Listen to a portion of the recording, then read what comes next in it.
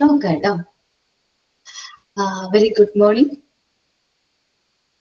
Good morning all. കേൾക്കാൻ പറ്റുന്നുണ്ടോ? Good morning, ma'am. Good morning.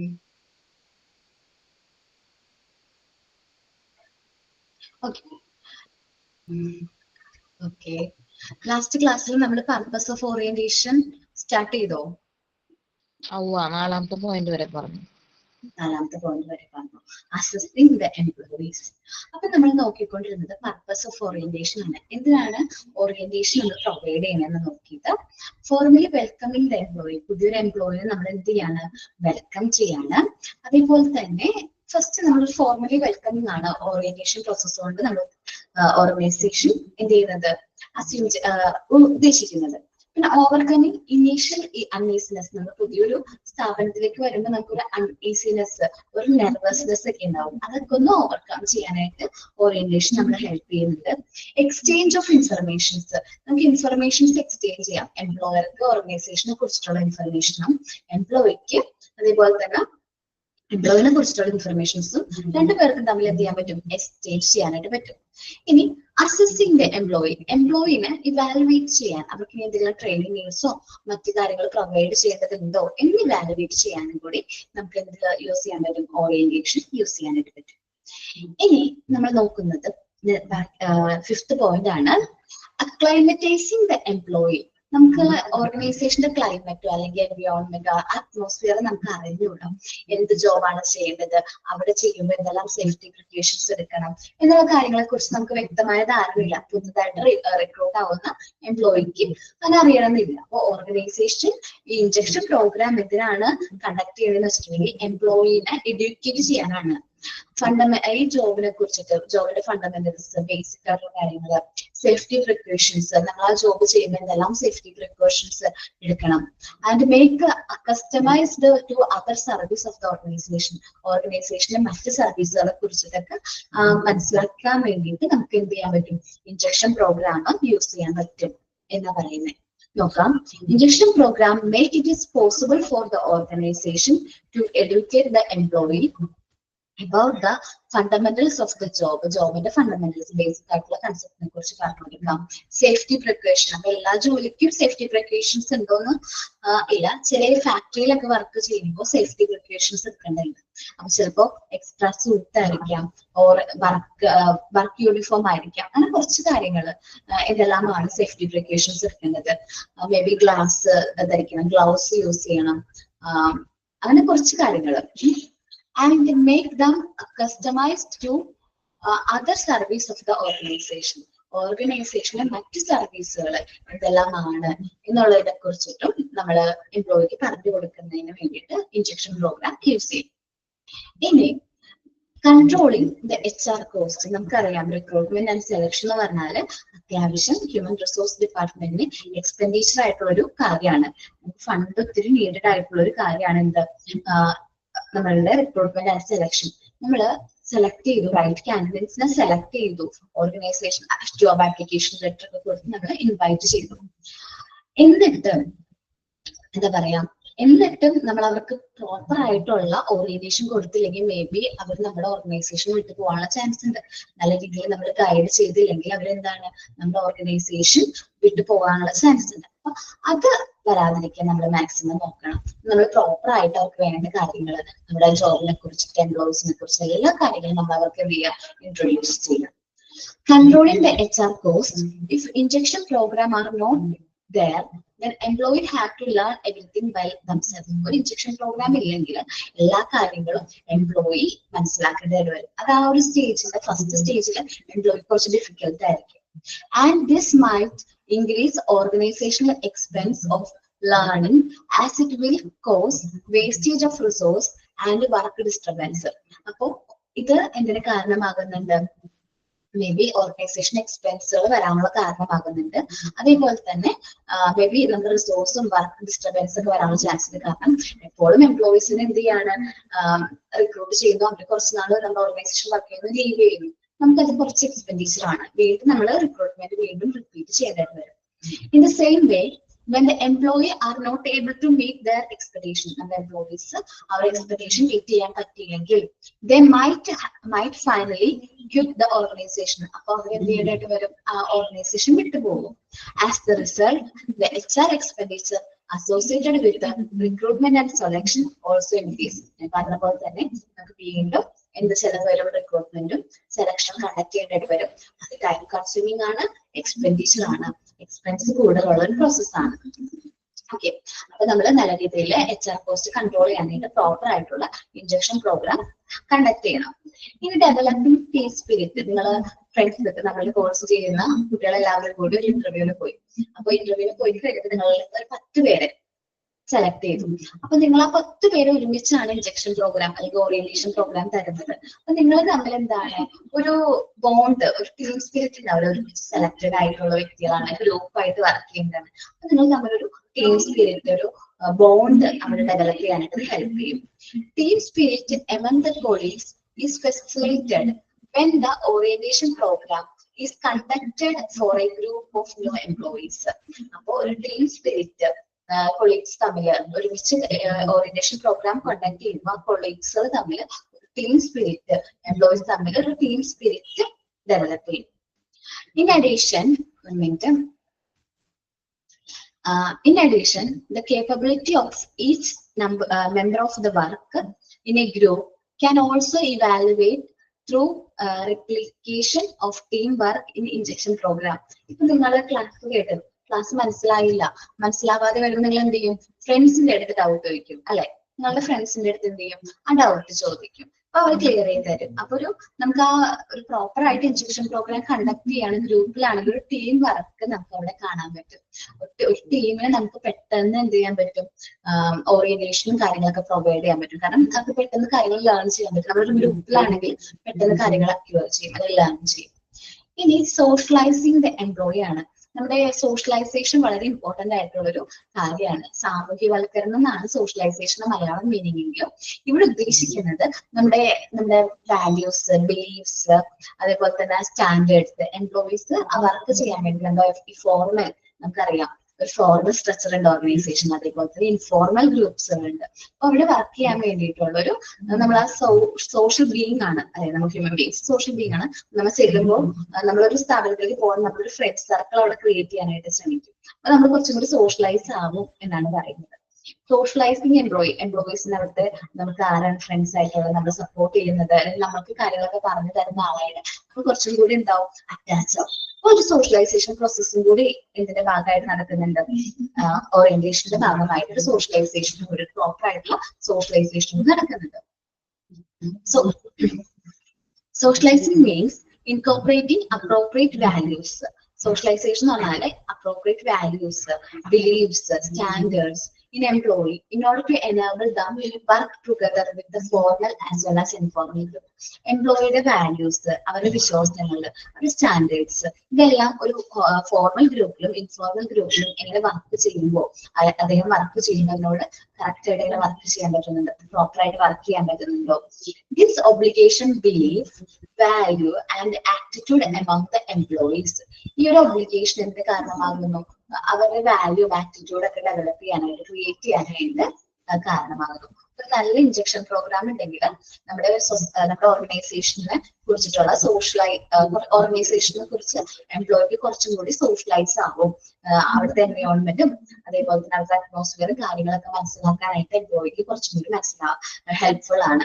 അതേപോലെ informal and formal relationship build ചെയ്യാനായിട്ട് orientation programme നമ്മളെ ഹെൽപ്പ് ചെയ്യുന്നുണ്ട്. സോ നിങ്ങൾ ഇത് ഒന്ന് റീഡ് ചെയ്യട്ടെ. The purpose of orientation full ആയിട്ട് റീഡ് ചെയ്യേ.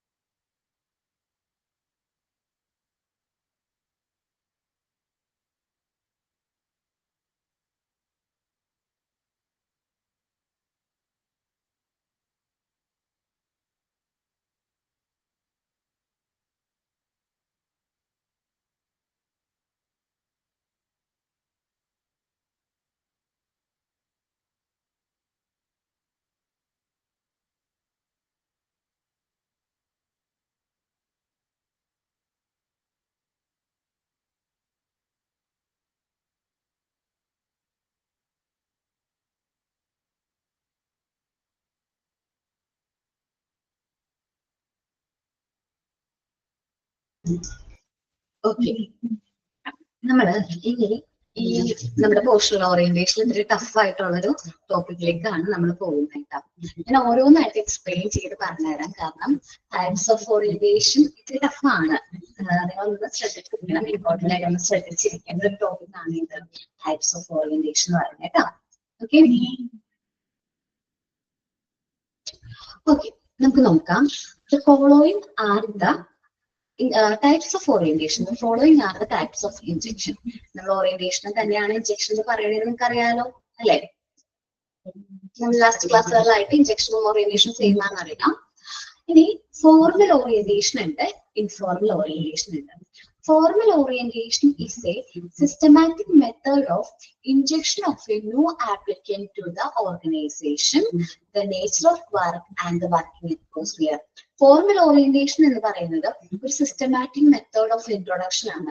ന്യൂ ആപ്ലിക്കന്റിനെ സിസ്റ്റമാറ്റിക്കലി നമ്മൾ എന്ത് ചെയ്യാണ്, ഇൻട്രൊഡ്യൂസ് ചെയ്യുന്നതിനെയാണ് നമ്മൾ എന്ത് പറയുന്നത്, ഫോർമൽ ഓറിയന്റേഷൻ എന്ന് പറയുന്നത്. ദ നേച്ചർ ഓഫ് വർക്ക്, അവിടുത്തെ വർക്കിന്റെ നേച്ചറുകൾ, ആൻഡ് ദ വർക്കിംഗ് അറ്റ്മോസ്ഫിയർ കാര്യങ്ങളൊക്കെ നമ്മൾ കറക്റ്റ് ആയിട്ട് നമ്മൾ ചെക്ക് ചെയ്യും. ഇതിനെയാണ് നമ്മൾ എന്ത് പറയുന്നത്, ഫോർമൽ ഓറിയന്റേഷൻ എന്ന് പറയുന്നത്. This process generally requires a lot of time. ഈ ഒരു പ്രോസസ്സിന് നമുക്ക് ഒരുപാട് ടൈം വേണ്ടതായിട്ട് വരും. ഫ്രം ദ ടോപ്പ് ഒഫീഷ്യൽസ്, ഈ ഓറിയന്റേഷൻ പ്രോസസ് പ്രൊവൈഡ് ചെയ്യുന്നത് ടോപ്പ് ഒഫീഷ്യൽസ് ആണ്. As it's require them to study the needs of the new entrance and then satisfy the same.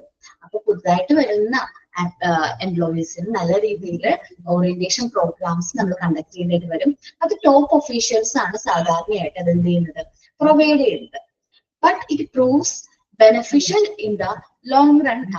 Long റണ്ണിലേക്ക് നോക്കുമ്പോൾ അതൊരു ബെനിഫിഷ്യൽ ആയിട്ടുള്ള ഒരു കാര്യമാണ് ഇൻ ദ ഫോർമൽ ഓറിയന്റേഷൻ എന്ന് പറയുന്നത്.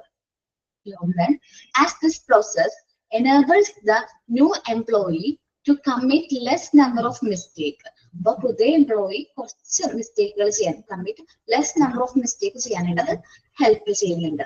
During the working period and develop a good unity with others. മറ്റുള്ളവരായിട്ട് നല്ലൊരു യൂണിറ്റി ഡെവലപ്പ് ചെയ്യാനായിട്ട് in the formal orientation help ചെയ്യുന്നുണ്ട്. During the formal orientation the number of recruits comes to know about the most appropriate person to contact for different set of work related programs.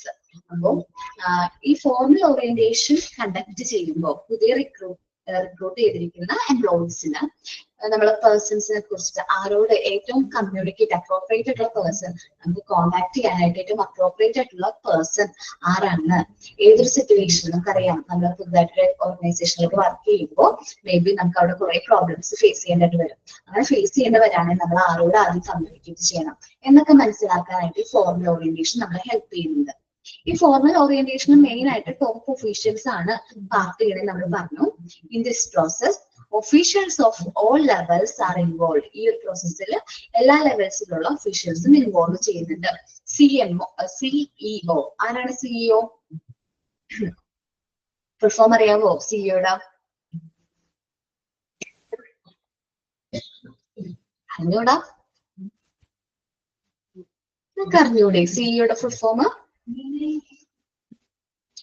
Chief executive. Correct Krishnapriya. ഓഫീസറുടെ ചിലപ്പോൾ type ചെയ്തതിന്റെ പ്രശ്നമായിരിക്കും.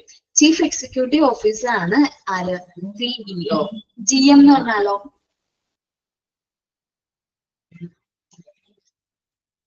General manager അല്ലെ? General manager.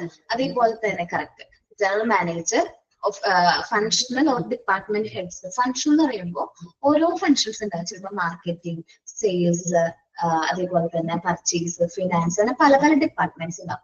അവരുടെയൊക്കെ ഹെഡിനെ നമ്മൾ പറയുന്നത് finance department head ആണ് finance manager, marketing department head ആണ് മാർക്കറ്റിംഗ് മാനേജർ. അങ്ങനെ ഓരോ ഡിപ്പാർട്ട്മെന്റ്സിനും ഹെഡ്.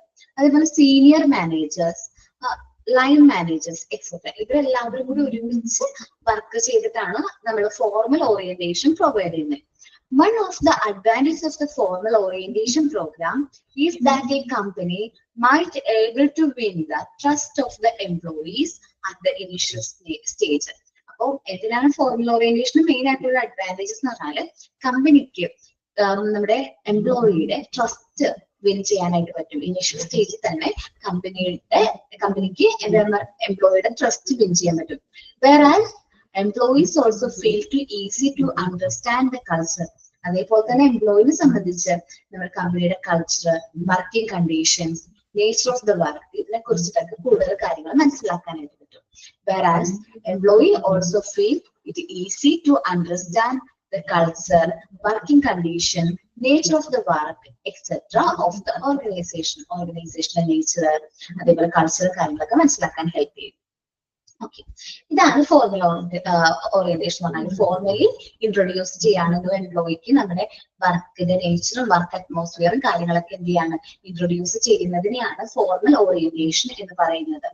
ഇൻഫോർമൽ ഓറിയന്റേഷൻ എന്ന് പറഞ്ഞിട്ടുണ്ടെങ്കിൽ ക്വൈറ്റ് ഇൻഡിഫറെന്റ് ആണ്. ഫോർമൽ ഓറിയന്റേഷനിൽ നിന്നും കുറച്ച് എന്താണ് ഡിഫറെന്റ് ആണ് എന്ത് ഇൻഫോർമൽ ഓറിയന്റേഷൻ. ഇൻഫോർമൽ ഓറിയന്റേഷനില് ഇറ്റ്സ് നോട്ട് പ്ലാൻഡ് വൺ. നമുക്കറിയാം ഫോർമൽ ഓറിയന്റേഷൻ എന്ന് പറഞ്ഞിട്ടുണ്ടെങ്കിൽ പ്ലാൻ ചെയ്തിട്ടുള്ള ഒരു കാര്യമാണ് ഇത് ഫോർമൽ ഓറിയന്റേഷൻ എന്ന് പറയുന്നത്.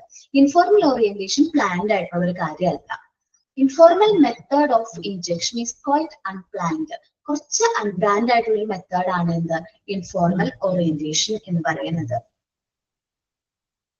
Here the employee get acquainted with the organization work situation through its own experience and by using trial and error method. എന്ന് വെച്ചാൽ എംപ്ലോയിക്ക് ഓർഗനൈസേഷൻ ഇൻഫർമേഷൻ അക്യൂർ ചെയ്യുന്നത് എങ്ങനെയാണെന്ന് വെച്ചാൽ ഓൺ എക്സ്പീരിയൻസിലൂടെയാണ്. നമ്മൾ ആ വർക്ക് ചെയ്ത് നമ്മളത് എക്സ്പീരിയൻസ് ചെയ്ത് മനസ്സിലാക്കാണ്. ഒരു ട്രയൽ ആൻഡ് എറർ മെത്തേഡാണ്. നമ്മൾ ചെയ്ത് നോക്കി മിസ്റ്റേക്ക് ഉണ്ടെങ്കിൽ അത് തിരുത്തി വീണ്ടും ചെയ്താണ് നമ്മൾ എന്ത് ചെയ്യുന്നത്, ആ ഒരു വർക്ക് നമ്മൾ ചെയ്യുന്നത്. But in the case new employee do there work properly. സാധാരണയായിട്ട് പുതുതായിട്ടൊരു എംപ്ലോയിക്ക് ഒരു ഗൈഡൻസും ഇല്ലാതെ ഒരു വർക്ക് ചെയ്യാനായിട്ട് പറ്റുമോ? ഇല്ല, അങ്ങനെ ചെയ്യാനായിട്ട് പറ്റില്ല.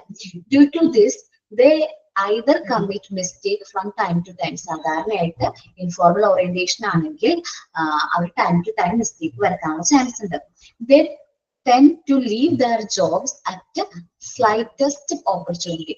മേ ബി അവര് കുറച്ച് കഴിയുമ്പോൾ അവർക്ക് ആ ഒരു ജോബ് മടുത്ത് അല്ലെങ്കിൽ അവർക്ക് മനസ്സിലാവുന്നില്ല, അവർ മിസ്റ്റേക്ക് വരുത്തുന്നു, വഴക്ക് കേൾക്കുന്നു, അത് കാരണം അവർ ആ ജോബ് ലീവ് ചെയ്യാനുള്ള ചാൻസ് ഉണ്ട്. This will not only increase the labour turnover rate. ഇത് എന്തിനു കാരണമാകുന്നു? നമ്മുടെ എംപ്ലോയീസ് ടേൺ ഓവർ ചിലപ്പോൾ കൊഴിഞ്ഞു പോകാനുള്ള കാരണമാകുന്നു. But the company also need to invest time and money in recruitment process again. അത് വീണ്ടും നമ്മളിപ്പോ ആ എംപ്ലോയീസ് പോകുന്നതിന് പകരമായിട്ട് നമ്മൾ എന്ത് ചെയ്യണം, വീണ്ടും റിക്രൂട്ട്മെന്റ് പ്രോഗ്രാം കണ്ടക്ട് ചെയ്യുന്നേ. അപ്പൊ നമുക്ക് ഓർഗനൈസേഷനെ സംബന്ധിച്ച് എന്താണ്, അത് വീണ്ടും എക്സ്പെൻസീവ് ആണ്, ടൈം കൺസ്യൂമിംഗ് ആയിട്ടുള്ള ഒരു പ്രോസസ് ആണ്. The process can be said to be advantageous only if the employee persist for long and understand the organization thoroughly. ഇപ്പൊ മാത്രമാണ് ഇൻഫോർമൽ ഓറിയന്റേഷൻ നല്ലതെന്ന് പറയുന്നത് വെച്ചാൽ എംപ്ലോയി ഒരുപാട് നാൾ അവരത്തെ നിൽക്കാൻ പേഷ്യൻസ് ഒക്കെ ഉള്ള ഒരാളാണ്. എല്ലാ കാര്യങ്ങളും മനസ്സിലാക്കി നമ്മുടെ ഓർഗനൈസേഷനെ കുറിച്ച് പൂർണ്ണമായി മനസ്സിലാക്കാനായിട്ട് താല്പര്യമുള്ള ഒരു വ്യക്തിയാണെങ്കിൽ എന്താണ്, അങ്ങനെയുള്ളൊരു വ്യക്തിക്ക് മാത്രമാണ് ഇൻഫോർമൽ മെത്തേഡ് കുറച്ചും കൂടി ആക്ട് ആവുന്നത്. അല്ലാത്ത പക്ഷം ഇൻഫോർമൽ മെത്തേഡ് പറയുന്നത് എന്താണ്, കുറച്ച് ഡിഫിക്കൽട്ട് ആണ്. അപ്പോൾ ഏറ്റവും നല്ലത് എന്താണ്, ഫോർമൽ ഓറിയന്റേഷൻ പ്രോസസ്സ് ഏറ്റവും നല്ലതാണ്. ഒരു ഫോർമൽ ഓറിയന്റേഷൻ പ്രോസസ്സിലൂടെയാണ് നമ്മൾ ആ എംപ്ലോയിനെ റിക്രൂട്ട് ചെയ്യണമെങ്കിൽ ആ എംപ്ലോയിക്ക് നമ്മുടെ വർക്കിനെ കുറിച്ചിട്ടും വർക്കിംഗ് അറ്റ്മോസ്ഫിയറിനെ കുറിച്ചിട്ടും ഓർഗനൈസേഷനിലുള്ള ടോപ്പ് മാനേജേഴ്സിനെ കുറിച്ചിട്ടൊക്കെ നല്ല വ്യക്തമായ ധാരണ ഉണ്ടാവും. അപ്പോ അത് കുറച്ചും കൂടി എംപ്ലോയിക്കും അതേ ഓർഗനൈസേഷനും അത് കുറച്ചുകൂടി ബെനിഫിഷ്യൽ ആണ്. ഇൻഫോർമൽ ഓറിയന്റേഷൻ എന്ന് പറഞ്ഞാൽ അൺപ്ലാൻ ചെയ്തിരിക്കുന്ന ഓറിയന്റേഷൻ ആണ്. അതേപോലെ ട്രയൽ ആൻഡ് എറർ മെത്തേഡിലൂടെയാണ് ഓരോ കാര്യങ്ങൾ പഠിക്കുന്നത്. സോ അവർ സ്വയം എക്സ്പീരിയൻസ് ചെയ്ത് വേണം പഠിക്കാൻ. അത് എപ്പോഴും മിസ്റ്റേക്കുകൾ വരുത്താനുള്ള ചാൻസ് ഉണ്ട്. So maybe employees leave ആവാനുള്ള ചാൻസ് ഉണ്ട്. സോ അതുകൊണ്ട് ഇൻഫോർമൽ മെത്തേഡ് അധികം കണ്ടക്ട് ചെയ്യാറില്ല കോമൺ ആയിട്ട്. എന്താണ് ഫോർമൽ ഓറിയന്റേഷൻ, എന്താണ് ഇൻഫോർമൽ ഓറിയന്റേഷൻ പെർഫെക്റ്റ് ആയിട്ടൊന്ന് റീഡ് ചെയ്തേ.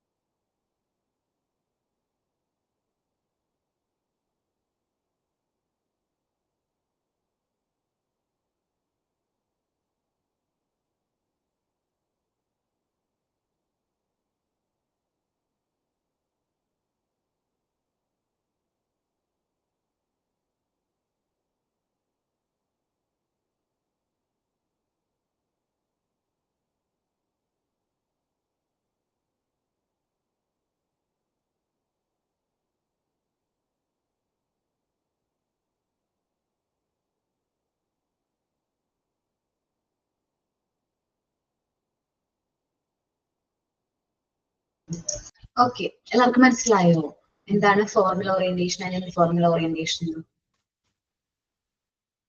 ക്ലിയർ ആണോ? 1 മിനിറ്റ് കേട്ടോ.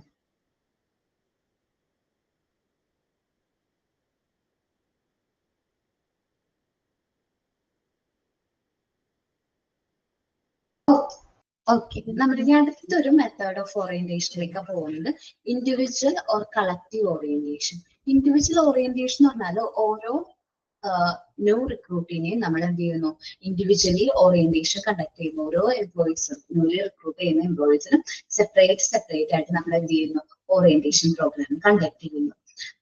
കളക്റ്റീവ് ഓറിയന്റേഷൻ പ്രോഗ്രാം എന്ന് പറഞ്ഞിട്ടുണ്ടെങ്കിൽ നമ്മൾ പുതുതായിട്ട് റിക്രൂട്ട് ചെയ്ത എല്ലാവർക്കും കൂടി ഒരുമിച്ച് നമ്മൾ എന്ത് ചെയ്യുന്നു, ഓറിയന്റേഷൻ പ്രോഗ്രാം എന്ത് ചെയ്യുന്നു, കണ്ടക്ട് ചെയ്യുന്നു. ഗ്രൂപ്പായിട്ട് ഓറിയന്റേഷൻ കണ്ടക്ട് ചെയ്യുന്നു. അത് സിംഗിൾ പേഴ്സണ് ഓറിയന്റേഷൻ, ഒറ്റ വ്യക്തിക്ക് മാത്രം ഓറിയന്റേഷൻ കൊടുക്കുകയാണ് individual orientation. Next collective orientation.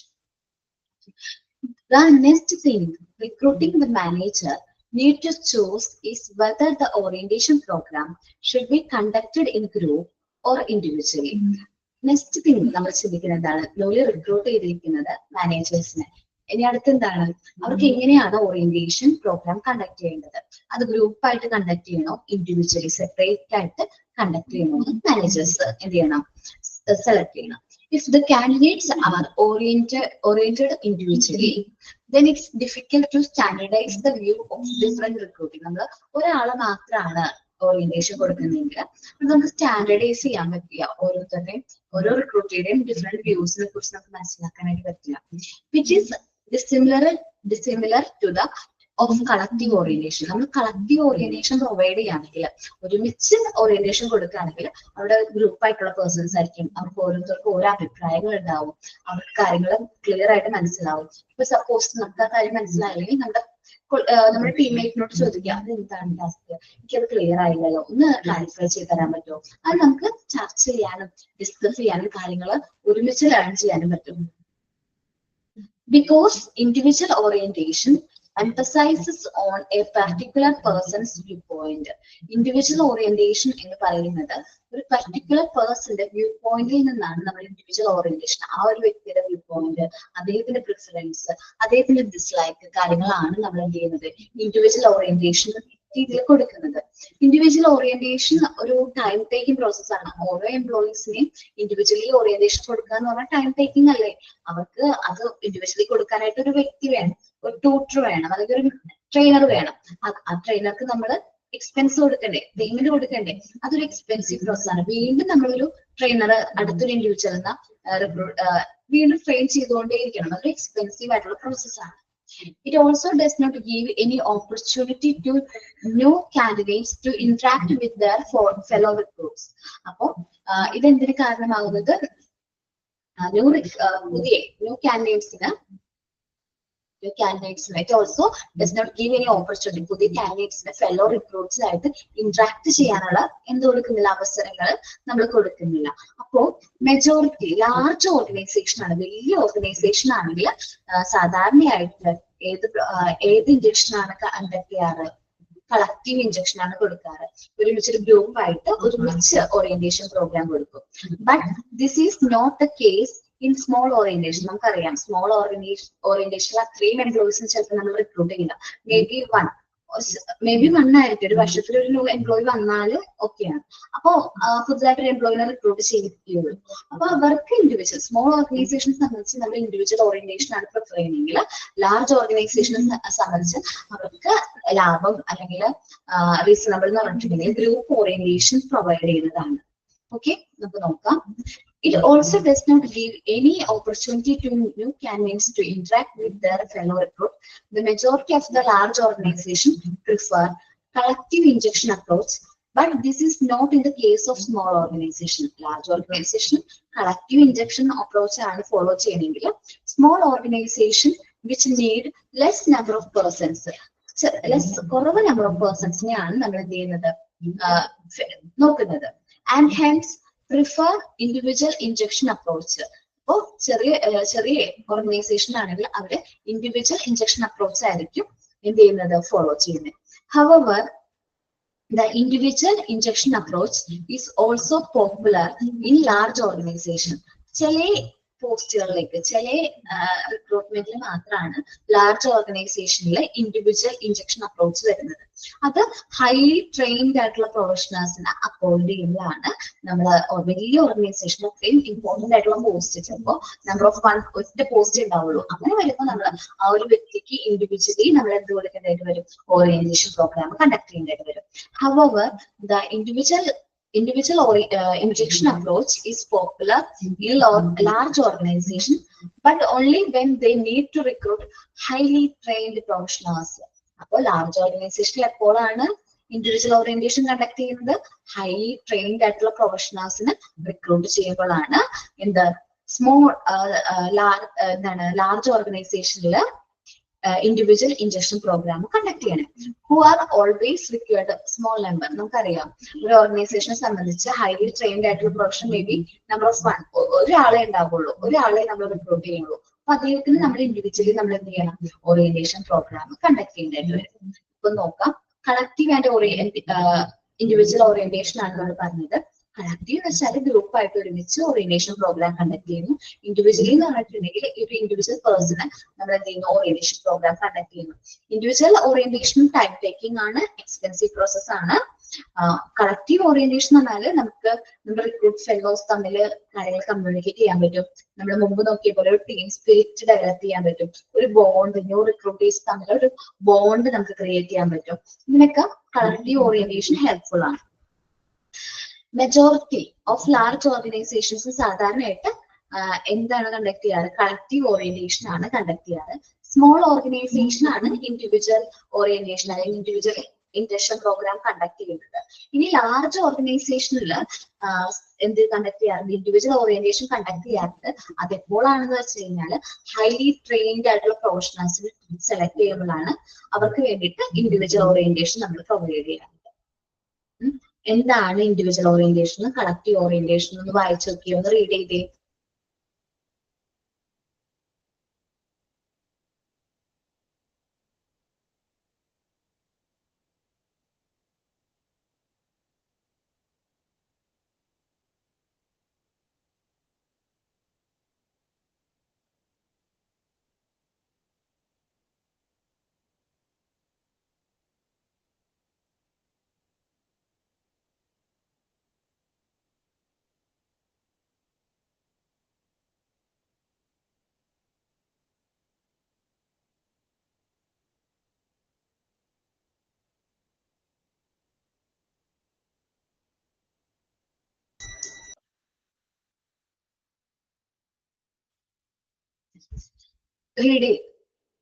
Read ചെയ്തോ?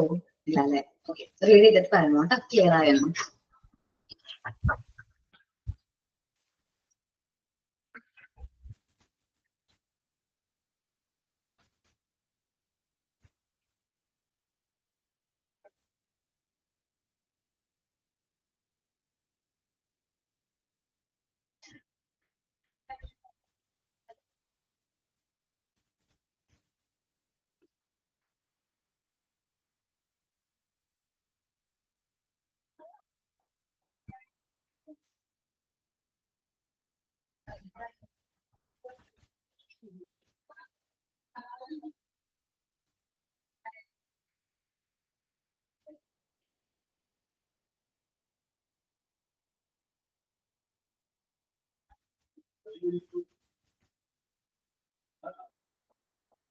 ക്ലിയർ ആയോ? എന്താണ് ഇൻഡിവിജ്വൽ ഓറിയന്റേഷൻ, എന്താണ് കളക്റ്റീവ് ഓറിയന്റേഷൻ എന്നുള്ളത്?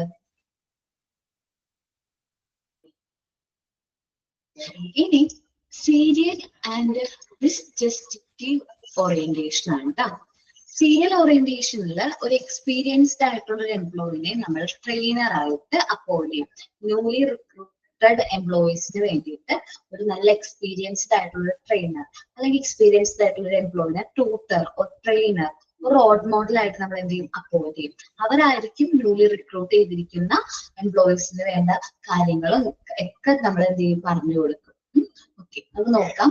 Serial injection is one of in which an experienced employee take the responsibility of training newly appointed person. ഒരു experienced ആയിട്ടുള്ള ഒരു employee ആയിരിക്കും newly appointed personsനെ എന്ത് ചെയ്യുന്നത്, ട്രെയിൻ ചെയ്യുന്നത്. He act as a tutor tutor means teacher പോലെ, and a trainer or role model for new recruits. അപ്പൊ new റിക്രൂട്ട്സിക്ക് പുതുതായിട്ട് അപ്പോയിന്റ് ചെയ്യുന്ന വ്യക്തികൾക്ക് ഒരു ട്യൂട്ടർ പോലെ, ട്രെയിനർ പോലെ, ഒരു റോൾ മോഡൽ പോലെയാണ് ആര്, ഈ എക്സ്പീരിയൻസ്ഡ് ആയിട്ടുള്ള എംപ്ലോയി പ്രവർത്തിക്കുന്നത്. Such facility is not given to new employee. അങ്ങനത്തെ ഫെസിലിറ്റി നമ്മൾ കൊടുത്തിട്ടില്ലെങ്കിൽ new appointees വന്നിട്ട് when there is nobody to guide and motivate them, അപ്പൊ അങ്ങനെ വരുമ്പോൾ അവിടെ ആരും ഇല്ല ഗൈഡ് ചെയ്യാൻ, മോട്ടിവേറ്റ് ചെയ്യാൻ ആരുമില്ല, then such a scenario is termed as disjunctive injection. ഈ ഒരു സിനാരിയോനാണ് ആരും നമ്മളെ ട്രെയിൻ ചെയ്യാനോ മോട്ടിവേറ്റ് ചെയ്യാനോ ഗൈഡ് ചെയ്യാനോ ഇല്ലെങ്കിൽ അതാണ് disjunctive injection എന്ന് പറയുന്നത്. Both type of injection have their own pros and cons. ഈ രണ്ട് ടൈപ്പിലും അതിൻ്റെതായ പോസിറ്റീവ്സും അതിൻ്റെതായ നെഗറ്റീവ്സും ഉണ്ട്. നമുക്ക് എന്താണെന്ന് നോക്കാം. Serial injection helps in maintaining the prevalent working condition as well as customs of work place. നമ്മുടെ ഓർഗനൈസേഷൻ എങ്ങനെയായിരുന്നു മുമ്പ് അതേപോലെ തന്നെ മെയിൻറ്റെയിൻ ചെയ്യാനായിട്ട് സീരിയൽ ഇഞ്ചക്ഷൻ പ്രോഗ്രാം ഹെൽപ്പ് ചെയ്യുന്നുണ്ട്. അവിടെ എന്തായിരുന്നു ഫോളോ ചെയ്ത് അതൊരു മാറ്റം വരാത്ത രീതിയിൽ തന്നെ നമ്മളത് ഫോളോ ചെയ്യും. If the process is used too much, then the company will always run on pre-decided set of norms, and there would be no further scope of creativity and progressive outlook. സാധാരണയായിട്ട് ഈ serial orientation ആണെങ്കിൽ അവിടെ നമ്മൾ pre determine ചെയ്തിട്ടുള്ള നോംസും കാര്യങ്ങളൊക്കെ follow ചെയ്യാണ്. അവിടെ നമ്മുടെ സ്വയം ക്രിയേറ്റിവിറ്റിക്കോ അല്ലെങ്കിൽ സ്വയം പ്രോഗ്രസീവ് ആയിട്ടുള്ള ഔട്ട്ലുക്കിനോ അങ്ങനെ ഒരു എന്തും ഇല്ല, ഇമ്പോർട്ടൻസും ഇല്ല. particularly those person who are quite creative and liberal, കുറച്ച് ഫ്രീഡവും അതേപോലെ കുറച്ച് ക്രിയേറ്റീവ് ആയിട്ടൊക്കെ ചിന്തിക്കുന്ന വ്യക്തികൾക്ക് അത് ആപ്ലിക്കബിൾ ആവണമെന്നില്ല ഏത് സീരിയൽ ഇഞ്ചക്ഷൻ. കാരണം നമ്മൾ ആ ഒരു ഓർഗനൈസേഷന്റെ എൻവയോൺമെന്റിൽ എങ്ങനെയായിരുന്നു അതേപോലെ തന്നെ നമ്മൾ എന്ത് ചെയ്യേണ്ടതായിട്ട് വരും, ഫോളോ ചെയ്യേണ്ടതായിട്ട് വരും. നമ്മൾ കമ്പൽ ചെയ്ത് നമ്മൾ ആ ഒരു രീതിക്ക് മാറ്റും.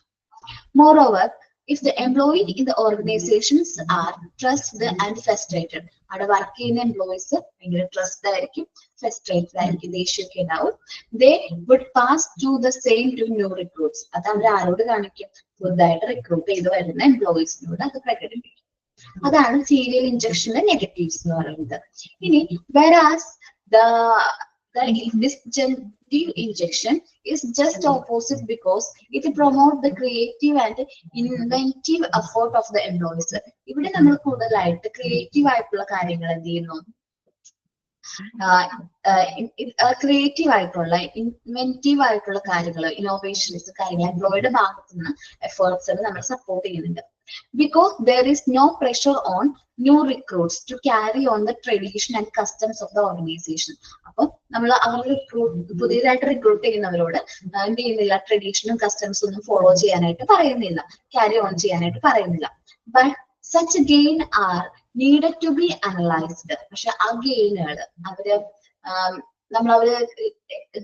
analyze ചെയ്യേണ്ടതുണ്ട് against the competency of the creative person as well as those who fail individually due to lack of active support. അത് നല്ല രീതിയിൽ ചെയ്യാൻ പറ്റുന്നവർക്ക് നല്ല രീതിയിൽ ആ വർക്ക് ചെയ്യാൻ പറ്റും. പക്ഷെ ചിലവർ അത് ഫെയിൽ ആവാനുള്ള ചാൻസ് ഉണ്ട്, കാരണം അവർക്ക് സപ്പോർട്ട് ഒന്നും കിട്ടിയില്ല. എക്സ്പീരിയൻസ്ഡ് ആയിട്ടുള്ള മെന്ററിന് സപ്പോർട്ട് കിട്ടാത്തതുകൊണ്ട് കുറച്ച് പേര് എന്ത് ചെയ്യും, മേ ബി ഫെയിൽ ആവും.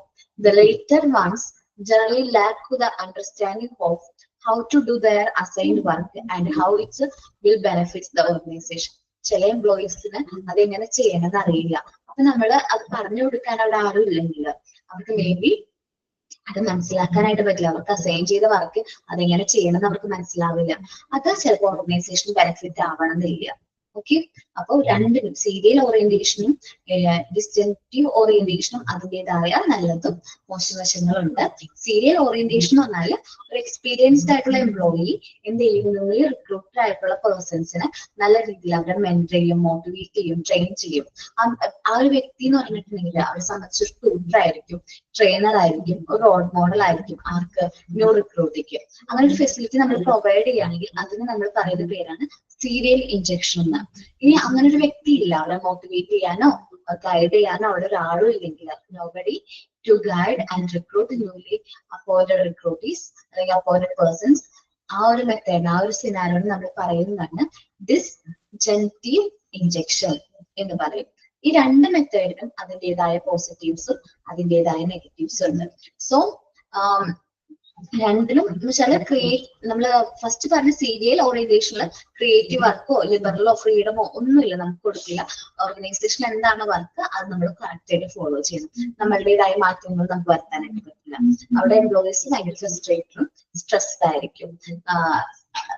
ദേ would pass on same to new recruitees. ഇത് അവിടെയുള്ള എംപ്ലോയീസ് ന്യൂ റിക്രൂട്ടിങ്ങിനോടും അത് പ്രകടിപ്പിക്കാനുള്ള ചാൻസ്.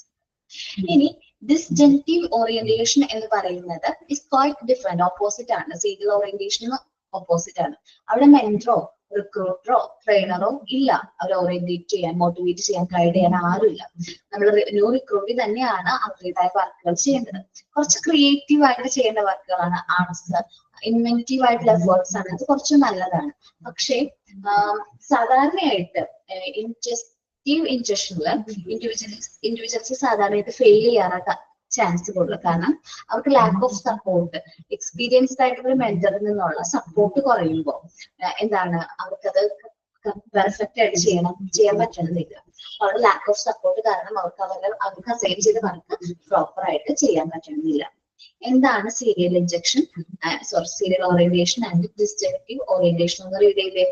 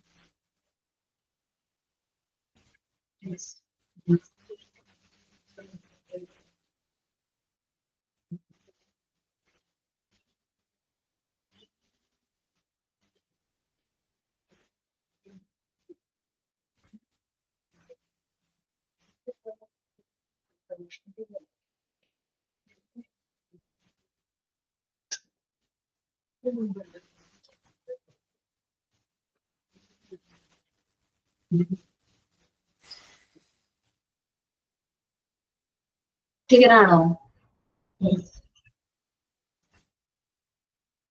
ഓക്കെ അല്ലേ?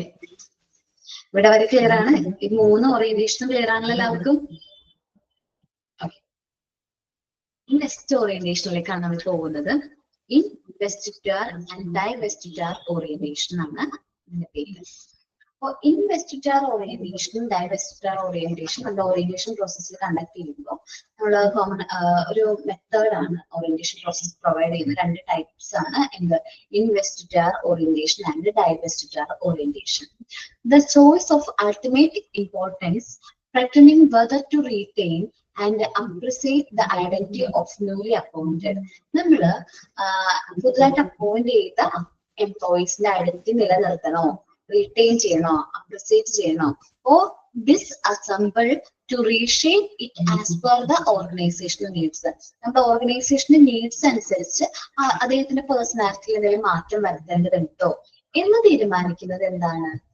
തീരുമാനിക്കുന്നതാണ് ഇവിടെ investiture orientation or divestiture orientation പറയുന്നത്. ഇൻവെസ്റ്റിറ്റാർ ഓറിയന്റേഷൻ പറഞ്ഞാൽ that to certify the importance work related features of the new recruits. പുതുതായിട്ട് റിക്രൂട്ട് ചെയ്ത എംപ്ലോയിയുടെ വർക്ക് റിലേറ്റഡ് ആയിട്ടുള്ള ഫീച്ചേഴ്സ് കാര്യങ്ങളൊക്കെ എന്ത് ചെയ്യുന്നു നമ്മൾ സർട്ടിഫൈ ചെയ്യും. Generally all high professional appointments are based on this idea because a person who is considered for the post of an executive is always judged on the basis of the professional skill. So, സാധാരണയായിട്ട് generally high profile appointments ഒക്കെ ഉണ്ടാവുമല്ലോ, high profile appointments ഉള്ള ബോയ്സിനാണ് നമ്മൾ എന്ത് ചെയ്യുന്നത്, recruit ചെയ്യണമെങ്കിൽ നമ്മൾക്ക് ഈ ഒരു ഐഡിയ അവിടെ ആപ്ലിക്കബിൾ ആണ്. The idea because a person who is considered for the executive പോസ്റ്റിലേക്കൊക്കെ നമ്മൾ ആ ഒരു വ്യക്തിനെ എന്ത് ചെയ്യാൻ കൺസിഡർ ചെയ്യണമെങ്കിൽ അദ്ദേഹത്തിന്റെ പ്രൊഫഷണൽ സ്കിൽസ്, അദ്ദേഹത്തിന്റെ ക്യാരക്ടറിസ്റ്റിക്സ് കാര്യങ്ങളൊക്കെ അദ്ദേഹത്തിന് എന്ത് ചെയ്യാൻ പറ്റും, ഫുൾ ലിബർട്ടി നമ്മൾ കൊടുക്കും, ഫുൾ ഫ്രീഡം നമ്മൾ കൊടുക്കും. അദ്ദേഹത്തിൻ്റെതായ രീതി ഓരോ എംപ്ലോയീസ് അറിയാലോ ഓരോ രീതിയിലായിരിക്കും വർക്ക് ചെയ്യുന്നത്. അപ്പൊ നമ്മൾ ഹൈലി പ്രൊഫഷണൽസിനെ നമ്മൾ അപ്പോയിന്റ് ചെയ്യുമ്പോൾ അവരുടെ അതേ ക്യാരക്ടർ, അദ്ദേഹം എങ്ങനെയായിരുന്നു വർക്ക് ചെയ്തിരുന്നത് അതേപോലെ തന്നെ വർക്ക് ചെയ്യാനുള്ള ഫ്രീഡം നമ്മൾ അലോ ചെയ്യും. Such an individual is give full liberty. Entire വർക്കിൽ അദ്ദേഹത്തിന് ഫുൾ ലിബർട്ടി ഫ്രീഡം നമ്മൾ അലോ ചെയ്യും. Which range from deciding the office interior, just simple ആയിട്ടുള്ള കാര്യം പറയണം, ഓഫീസ് ഇന്റീരിയർ മുതൽ choosing the subordinate to taking various managerial decisions, ഒരു സബോർഡിനേറ്റിനെ സെലക്ട് ചെയ്യുന്നത് വരെ, അതേപോലെ മാനേജറിയൽ ഡിസിഷൻസ് എടുക്കാനും എല്ലാ ഫുൾ ഫ്രീഡം നമ്മൾ എന്ത് ചെയ്യും, ഇൻവെസ്റ്റിഗർ ഓറിയന്റേഷൻ കൊടുക്കും. ജസ്റ്റ് ഇൻവെസ്റ്റിഗർ ഓറിയന്റേഷൻ എന്ന് പറഞ്ഞാൽ ആ ഒരു വ്യക്തിയുടെ പേഴ്സണാലിറ്റി എങ്ങനെയാണോ, അദ്ദേഹത്തിന്റെ അൾട്ടിമേറ്റ് ഇമ്പോർട്ടൻസ് നമ്മൾ അദ്ദേഹത്തിന്റെ ക്യാരക്ടർ ഐഡന്റിറ്റി തന്നെ മെയിൻറ്റെയിൻ ചെയ്യാൻ നമ്മൾ ഫുൾ ഫ്രീഡം നമ്മൾ കൊടുക്കും. അദ്ദേഹം ചെയ്യുന്ന വർക്ക് കാര്യങ്ങളൊക്കെ എൻ്റെ ഫ്രീഡം കൊടുക്കും. ഇത് സാധാരണയായിട്ട് കൊടുക്കുന്നത് ഹൈലി പ്രൊഫഷണൽസിനെ അപ്പോയിന്റ് ചെയ്യുമ്പോഴാണ് ഈ ഒരു മെത്തേഡ്സ് നമ്മൾ ഫോളോ ചെയ്യുന്നത്. പോസ്റ്റ് ഓഫ് ആൻ എക്സിക്യൂട്ടീവ്സിനൊക്കെ അപ്പോയിന്റ് ചെയ്യുമ്പോഴാണ് നമ്മൾ ഇൻവെസ്റ്റിഗർ ഓറിയന്റേഷൻ കൊടുക്കുന്നത്.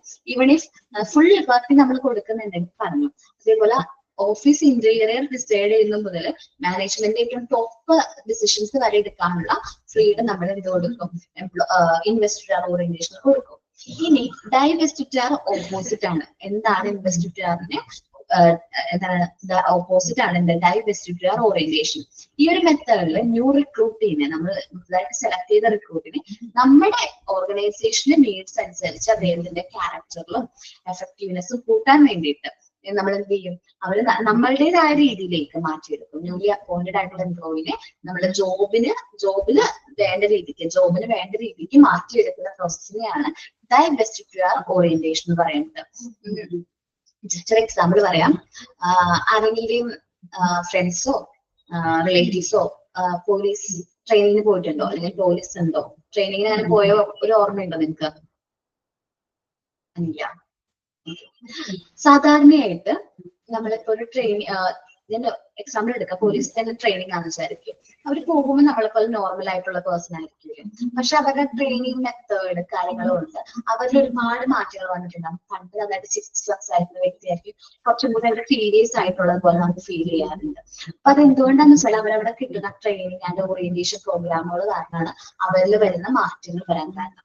അപ്പൊ അവർ ആ ജോബ് ചെയ്യേണ്ട രീതിയിൽ അവരെന്ത് ചെയ്യാണ്, ആ ട്രെയിനിങ് മാറ്റിയെടുക്കാൻ, ആ ട്രെയിനിങ് പ്രൊവൈഡ് ചെയ്ത് അവരെ മാറ്റിയെടുക്കാൻ. However, divestiture orientation is just opposite of investiture orientation.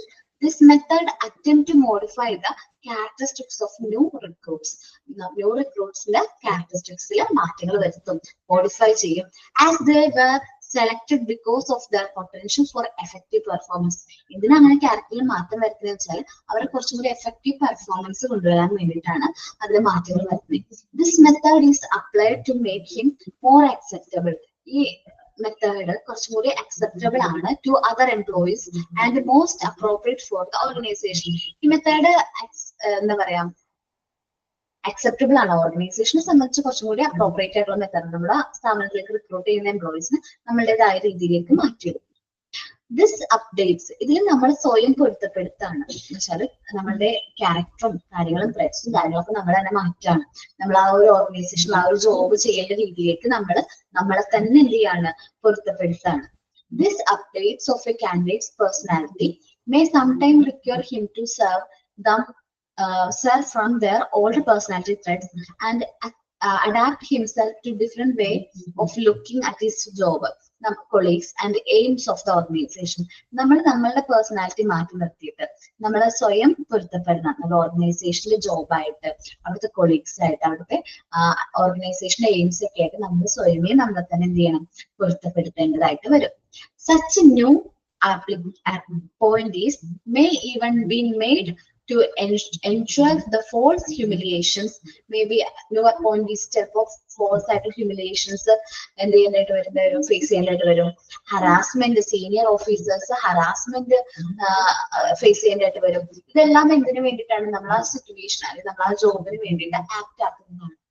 Such new appointees may even made to endure false humiliation and harassment from senior officials to test their adaptivity in different situations. അത് എന്തിനു വേണ്ടി അങ്ങനെ ചെയ്യുന്നത് വെച്ചാൽ അവർ ഓരോ സിറ്റുവേഷനും അവർ എങ്ങനെ adapt ആവുന്നുണ്ടോ എന്ന് ചെക്ക് ചെയ്യാൻ വേണ്ടിയിട്ടാണ് ഈ ഹരാസ്മെന്റും ഹ്യൂമിലിയേഷൻസ് ഒക്കെ ഫേസ് ചെയ്യുന്നത്. Such strategy are also used for orientation strategies. ഈ സ്ട്രാറ്റജീസ് ഓറിയന്റേഷനിൽ യൂസ് ചെയ്യാറുണ്ട് to break the old mindset of a conservative attitude of newly appointed candidates, so as new set of norms and values could be installed easily. ഇത് എന്തിനു വേണ്ടിയിട്ടാണ് ചെയ്യുന്നത്, diversity orientation എന്തിനു വേണ്ടി provide ചെയ്യുന്നത് വെച്ചാൽ പഴയ മൈൻഡ് സെറ്റ് മാറ്റി അതിലേക്ക് പുതിയതായിട്ടുള്ള ന്യൂ സെറ്റ് ഓഫ് നോംസും അതേപോലെ വാല്യൂസും എന്ത് ചെയ്യാൻ വേണ്ടിയിട്ട്, ഇംപ്ലിമെന്റ് ചെയ്യാൻ വേണ്ടിയിട്ടാണ് നമ്മൾ ഏത് മെത്തേഡ് യൂസ് ചെയ്യുന്നത്, ഡൈവെസ്റ്റിറ്റാർ ഓറിയന്റേഷൻ യൂസ് ചെയ്യുന്നത്. നമ്മൾ പറഞ്ഞു ഇൻവെസ്റ്റിറ്റാർ ഓറിയന്റേഷൻ എന്ന് പറഞ്ഞാൽ ഫുൾ ഫ്രീഡം, നമ്മുടെ ക്യാരക്ടർ എങ്ങനെയായിരുന്നു അതേപോലെ തന്നെ നമുക്ക് നമ്മുടെ ഓർഗനൈസേഷനിൽ ന്യൂലി അപ്പോയിന്റ് ചെയ്തിരിക്കുന്ന ഓർഗനൈസേഷനിൽ വർക്ക് ചെയ്യാനായിട്ട് വരും. ഡൈവെസ്റ്റിറ്റാറിൽ നമ്മളെ ഒരുപാട് മാറ്റേണ്ടതായിട്ട് വരും. സ്വയം പൊരുത്തപ്പെടണം. നമ്മൾ ആ ജോബ് ചെയ്യാൻ വേണ്ടിയിട്ട് നമ്മളെ തന്നെ എന്ത് ചെയ്യണം, മാറ്റങ്ങൾ കൊണ്ടുവരണം. കൊളീഗ്സ് ജോബായിട്ടും ഓർഗനൈസേഷന്റെ എയിംസ് ഒക്കെ അച്ചീവ് ചെയ്യാൻ വേണ്ടിയിട്ട് നമ്മളിൽ എന്ത് വരുത്തണം, മാറ്റങ്ങൾ വരുത്തണം. ഇതാണ് ഡൈവെസ്റ്റിറ്റാർ ഓറിയന്റേഷനിൽ എന്ത് ചെയ്യേണ്ടത്, ഫോളോ ചെയ്യുന്നത്. ഒന്ന് നോക്കാം കേട്ടോ, ഇത് ഇത്തിരി കൺഫ്യൂസിങ് ആയിട്ടുള്ള ഒരു പോയിന്റ് ആണ് ഈ ഡൈവെസ്റ്റിറ്റാർ ആൻഡ് ഇൻവെസ്റ്റിറ്റാർ ഓറിയന്റേഷൻ ഉള്ളത്. ഒന്ന് റീഡ് ചെയ്തേ.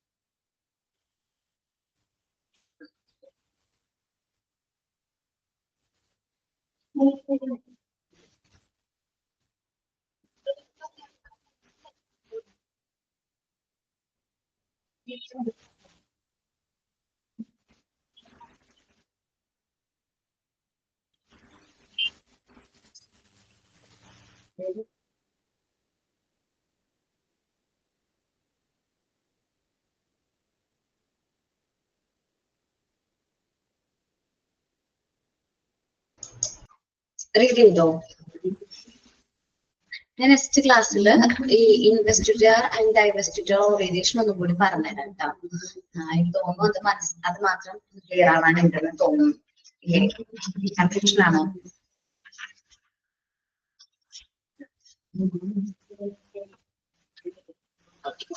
നമുക്ക് നെക്സ്റ്റ് ക്ലാസ്സിൽ ഒന്നും കൂടി ഡിസ്കസ് ചെയ്യാം. അപ്പൊ ഞാൻ ക്ലാസ് വൈൻഡപ്പ് ചെയ്യാണ്. Thank you. അത്യാവശ്യം കൂടി പറഞ്ഞാൽ എനിക്ക് തോന്നി, കാരണം ഓറിയന്റേഷൻ ഒത്തിരി ടഫ് ആയിട്ടുള്ളതാണ്. ഇൻവെസ്റ്റിഗർ ആൻഡ് ഡൈവെസ്റ്റിഗർ ഓറിയന്റേഷൻ അത് നമ്മൾ പറയാം കേട്ടോ. Thank you.